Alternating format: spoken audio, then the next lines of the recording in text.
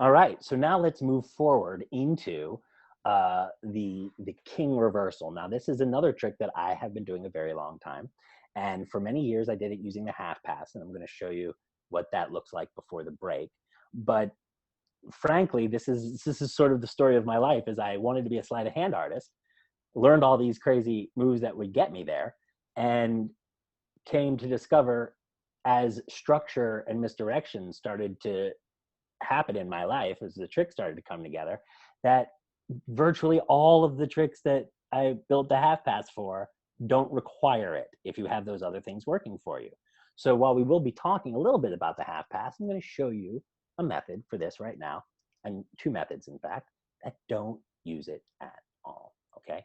But they do use the spread, because that's what we need to be focusing on. If we can learn to manipulate our spreads, we can get very far. And another wonderful thing here is, if you learn to manipulate the spread, if you can learn how to use this position, the easel spread position, that allows you to neatly pull off one card, you can avoid the hardest move in Magic, which, remember, Charlie Miller said over and over again, the hardest move in Magic is, and always has been, the break, right?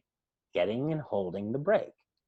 It's tough. It's really where we call, there's a separation point there between confidently being able to use breaks in every situation that no one ever knows happens, and not.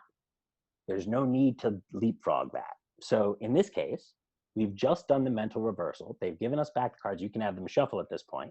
You look at the cards, right? And of course, you don't have to use the king. So if you see a king on the face of the deck, don't worry about it. The key is that you want to have this easel spread, and you want to relax. And just like when we hold the cards in dealing position, we talked about this some last time, activate, touch with this part of the finger, the back card of the deck, and then the cards will automatically start a spreading action. They will bevel down.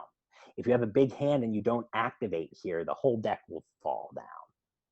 So you really want to activate it, boom, and the cards start to slide. Then one card gets pressed off because these fingers are so low, just one card. And this would be the first action of the spread. You know, of course, if we're going to do one of these spreads where we sort of pull, it's the same first action.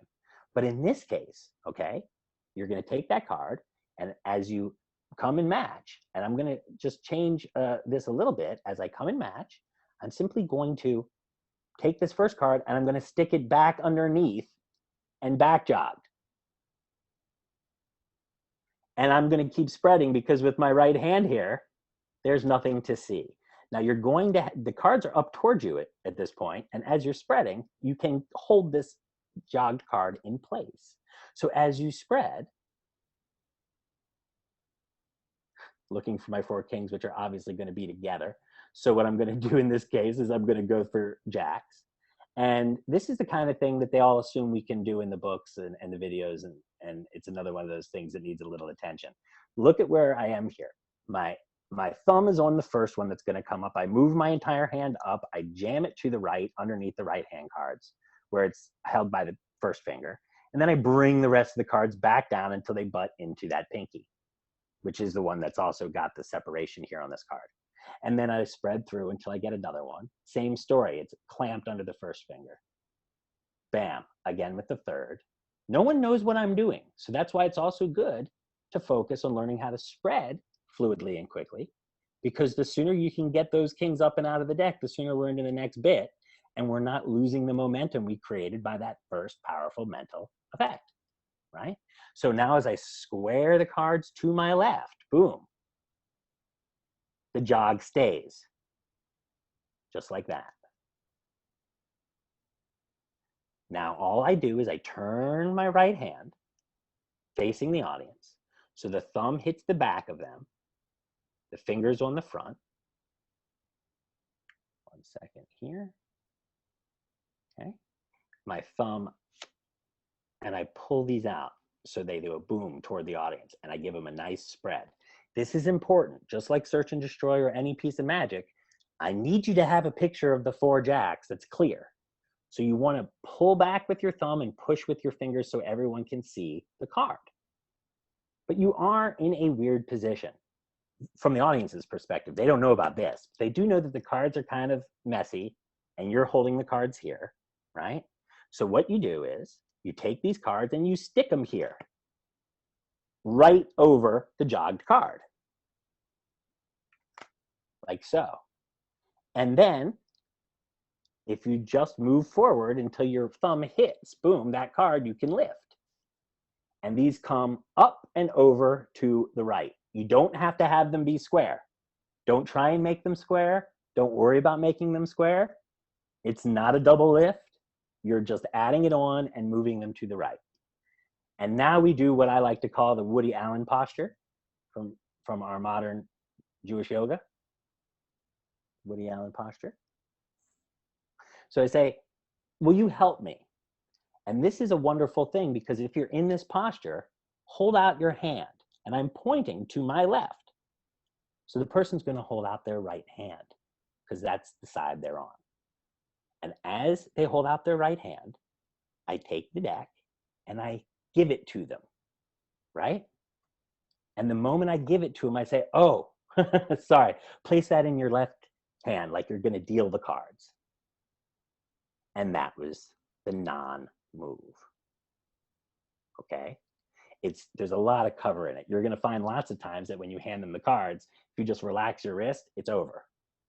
You just relax your wrist, go limp-wristed for a moment, boom, and it's over. Because as they hold out your hand, or if there's more people there, Sally, what? A new person's being asked to participate? Everyone looks. You can just relax your hand.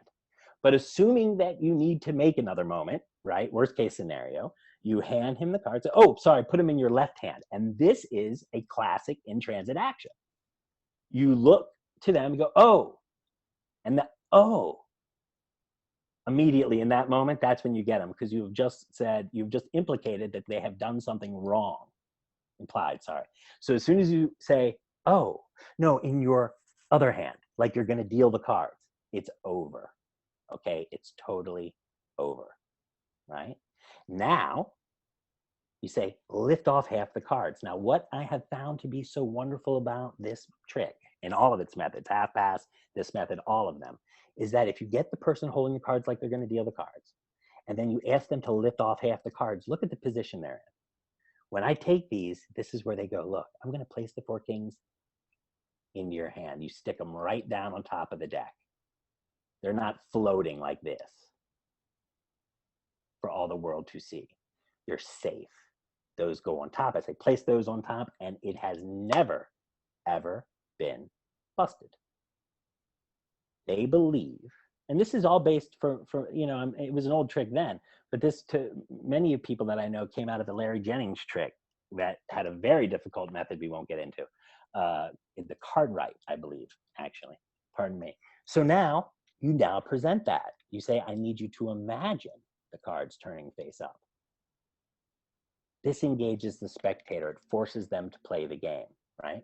Notice it's not mental magic, but it is conceptual as opposed to visual. There is an imagination element that's making it happen, and a presentational element, not just a visual, something to see, right? It goes beyond that, right? Visuals are important in magic, but that's different than visual tricks where people get to blame your fingers, okay? So now you have the person spread the cards. Pardon me. You have the person spread the cards, and they're going to see those 4 kings. And I have seen people plot, to use a trade term, from this so many times, because it's just one of the most powerful things you can do, is a nice, clean reversal in someone's hands.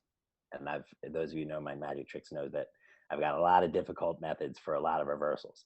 But I'll tell you what, this is the effect, and it works like a charm.